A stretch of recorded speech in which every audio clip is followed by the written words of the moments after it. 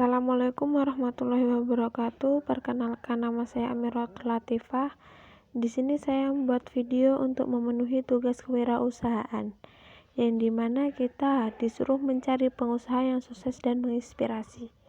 Jadi saya sangat terinspirasi dari Susi Pujiastuti, di mana dia kelahiran dari Pangandaran 15 Januari tahun 1965. Pendidikan terakhir hanya sampai SMP saja. Beliau putri dari Haji Ahmad Karlan dan Hajah Suwuh Lasminah, seorang peternak sukses Pangandaran. Keluarga Susi terbilang dari kasta atas Pangandaran. Ini dilihat dari silsilah keturunannya karena buyutnya adalah salah seorang tuan tanah di Pangandaran. Dia adalah wanita yang lebih mencintai karir daripada pendidikannya. Semasa kecil, Susi sangat senang dengan pesawat terbang. Bahkan dia sering mengatakan akan memiliki pesawat terbang sendiri. Semasa duduk di bangku sekolah dasar, Susi lebih banyak bermain berlari khas tipe anak agresif, sampai kemudian melanjutkan ke bangku SMP dan memiliki ijazah. SMA-nya dilakukan di SMA Yogyakarta, tapi sampai kelas 2 saja dan memilih keluar dan berbisnis ikan. Bisnis ikan yang digeluti berawal dari modal penjual perhiasan sebesar 750.000. Keberhasilan bisnis ikan yang kian berkembang pesat, inilah akhirnya Susi bersentuhan dengan pesawat terbang.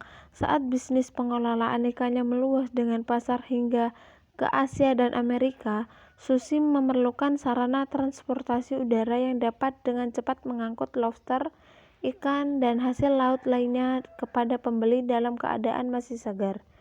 Karena transportasi masih susah, membuat kualitas produk perikanan menurun, padahal harga tertinggi adalah saat ikan dalam kondisi hidup dan segar.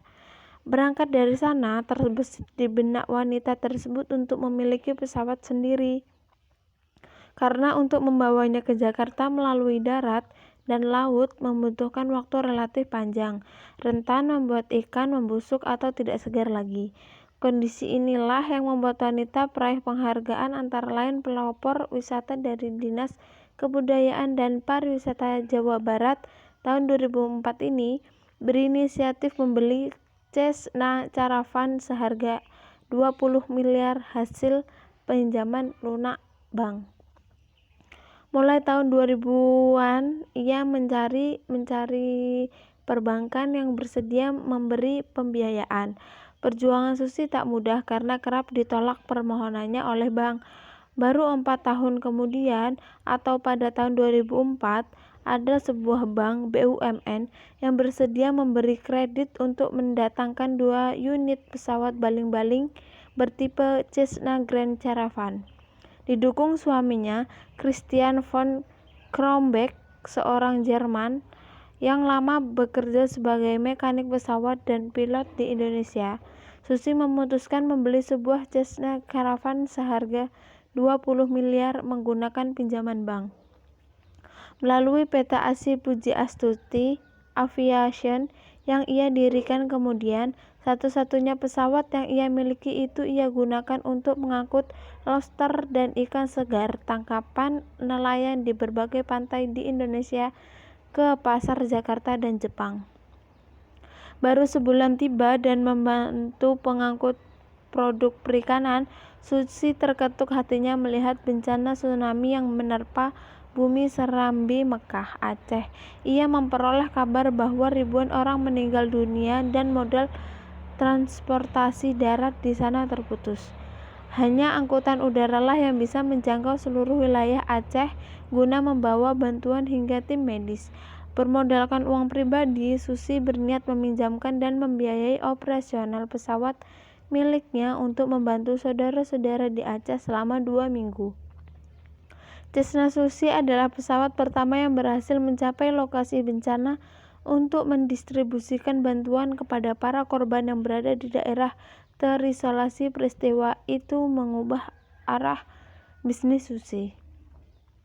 Setelah 2 minggu membantu membawa berbagai macam bantuan, akhirnya Susi memutuskan untuk menarik pesawatnya kembali.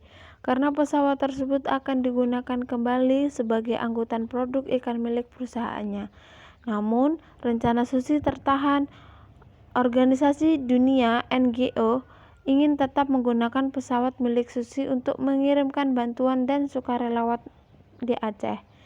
Mereka pun bersedia menyewa 2 unit pesawat miliknya. Di sanalah awal mula ia, penjual ikan asal Pangandaran itu, terjun ke dalam bisnis penerbangan. Di saat bisnis perikanan mulai merosot, Susi menyewakan pesawatnya itu yang semula digunakan untuk mengangkut hasil laut untuk misi kemanusiaan. Selama 3 tahun berjalan, maka perusahaan penerbangan ini semakin berkembang. Ia memiliki 14 pesawat, ada 4 di Papua, 4 di pesawat di Balikpapan, Jawa dan Sumatera. Perusahaan memiliki 10 pesawat Cessna Grand Caravan, 2 pesawat Pilatus Porter, 1 pesawat Diamond Star and 1 buah pesawat Diamond Twin Star. Sekarang Susi Air memiliki 45 pesawat terbang beragam jenis. Selama hampir 9 tahun lebih berbisnis di dunia penerbangan, perjalanan Susi Air tidak selalu mulus. Armada Susi Air pernah mengalami kecelakaan. Selain itu, Susi Air kerap menghadapi persoalan birokrasi yang dinilai paling menghambat industri.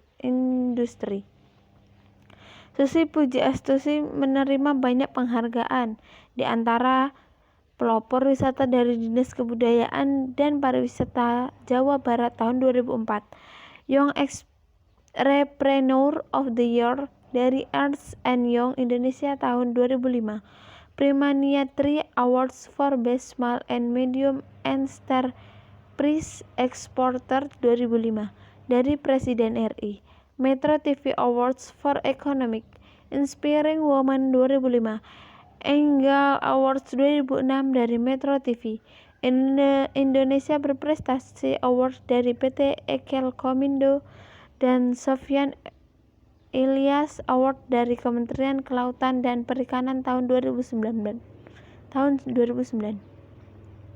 Siapa sangka wanita yang hanya lulusan SMP ini dipilih oleh Presiden terpilih Joko Widodo untuk mengemban jabatan sebagai Menteri Kelautan dan Perikanan dalam Kabinet Kerja 2014 sampai 2019.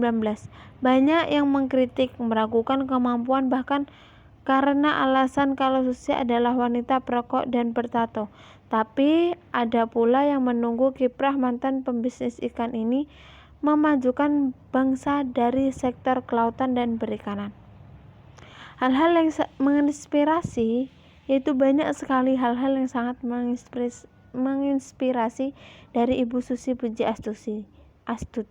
Beliau sangat menginspirasi terutama kepada para wanita dan para pengusaha muda, bahwa walaupun kita seorang wanita, tapi kita tidak boleh lemah, gampang putus asa untuk menggapai kesuksesan, dan harus kuat, fleksibel. Kalau gagal bangkit, kalau gagal lagi dianalisa, kalau tetap enggak bisa, ya kita bisa ganti haluan. Karena semua orang itu berhak sukses dengan kerja kerasnya masing-masing, dan tidak lupa untuk tetap saling menolong untuk orang yang sedang membutuhkan. Sekian tugas kewirausahaan dari saya akhiri. Wassalamualaikum warahmatullahi wabarakatuh.